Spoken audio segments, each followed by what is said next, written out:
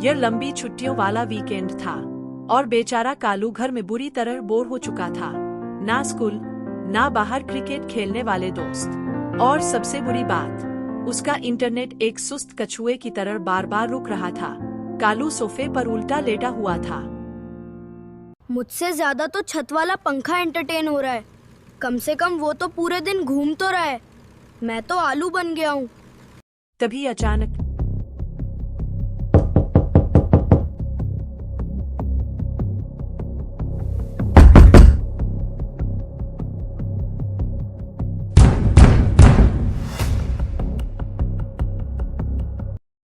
कालू बेटा, जरा देखो तो दरवाजे पर कौन है।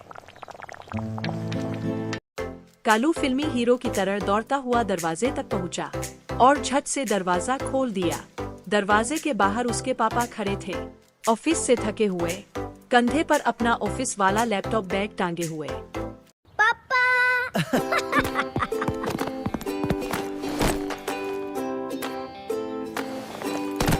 अरे वाह, ऐसा लग रहा है जैसे मैं ऑफिस नहीं युद्ध लड़कर वापस आया हूँ। अरे आराम से कमांडर, इस लैपटॉप में मेरे बॉस से भी ज्यादा ऑफिस का काम भरा हुआ है।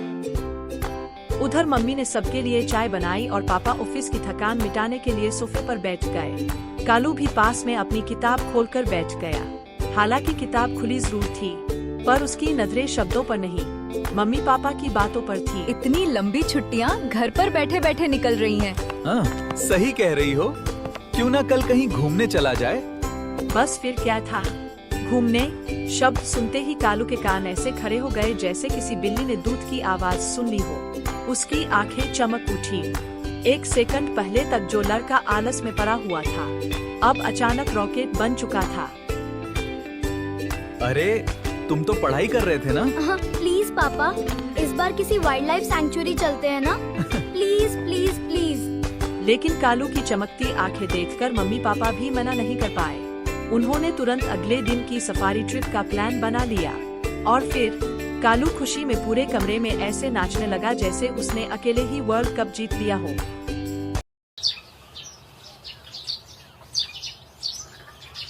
आज पहली बार ऐसा लग रहा था जैसे कालू को सुबह उठाने के लिए किसी को चिल्लाना नहीं पड़ा।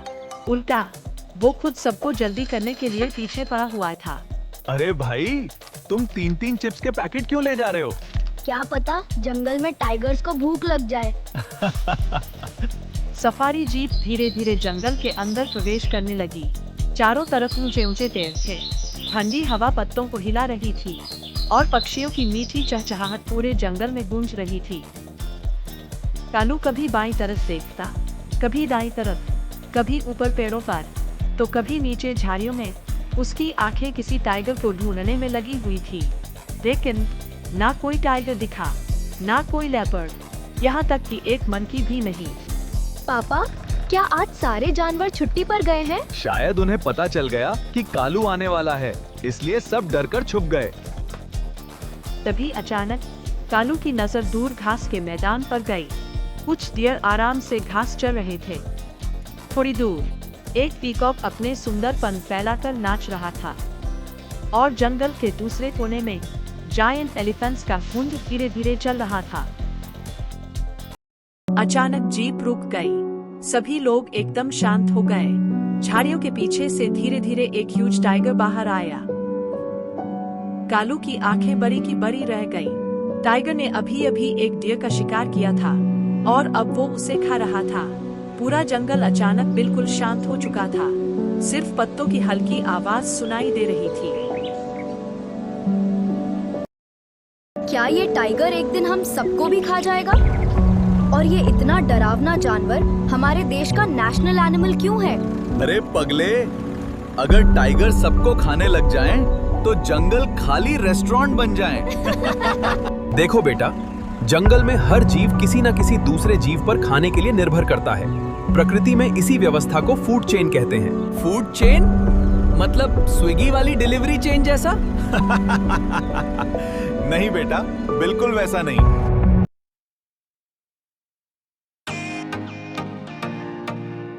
प्रकृति में हर जीव एक दूसरे से जुड़ा हुआ होता है। इसी प्राकृतिक व्यवस्था को फूड चेन यानी खाद्य श्रृंखला कहा जाता है। फूड चेन का मतलब है एक ऐसा क्रम जहां एक जीव दूसरे जीव से भोजन प्राप्त करता है ताकि ऊर्जा आगे बढ़ती रहे। सबसे पहले आते हैं प्रोड्यूसर्स। प्रोड्यूसर्स यानी ऐसे जीव जो अपना भोजन खुद बनाते हैं, जैसे प्लांट्स। ये सूरज की रोशनी, पानी और हवा की मदद से खाना बनाते हैं। इसके बाद आते हैं हर्बिवोर्स यानी शाकाहारी जीव।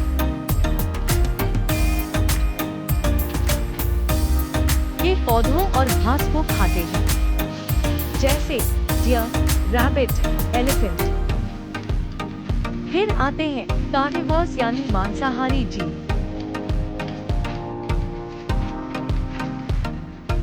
ये दूसरे जानवरों का शिकार करके भोजन प्राप्त करते हैं, जैसे टाइगर, लायन और लेपर्ड।